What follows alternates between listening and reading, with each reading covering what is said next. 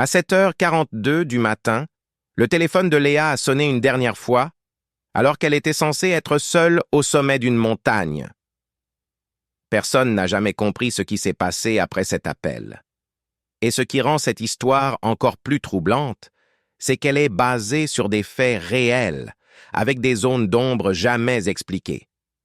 Léa Martin avait 27 ans, discrète, sportive, passionnée de randonnée. Elle ne buvait pas, ne sortait presque pas et passait ses week-ends en pleine nature. Le 14 octobre 2018, elle décide de partir seule dans le massif du Vercors, en France. Une randonnée simple, bien balisée, rien d'extrême.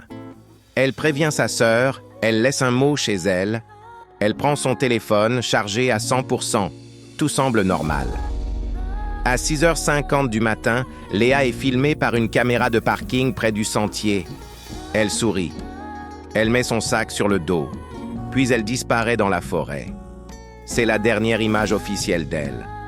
À 7h42, son téléphone appelle sa sœur.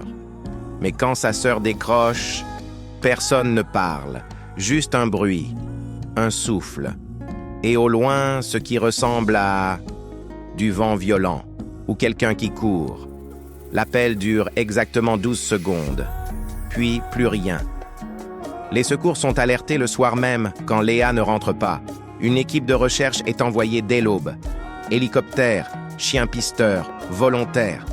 Pendant 5 jours, ils fouillent chaque mètre du secteur et ils trouvent quelque chose. Le sac à dos de Léa, posé au bord d'un sentier, propre, sec. À l'intérieur, son portefeuille, ses clés, une bouteille d'eau à moitié pleine, mais pas son téléphone. Et surtout, aucune trace de chute, aucune trace de lutte, aucune empreinte autour, comme si le sac avait été déposé là. Les chiens perdent sa trace à exactement 300 mètres de ce point. Net, brutal, comme si Léa s'était évaporée. Quelques semaines plus tard, un détail encore plus étrange apparaît.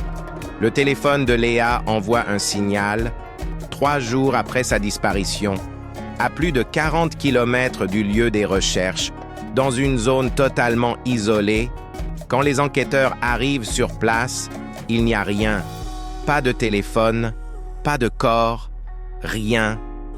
Officiellement, l'affaire est classée comme une disparition volontaire. Mais sa famille n'y croit pas une seconde.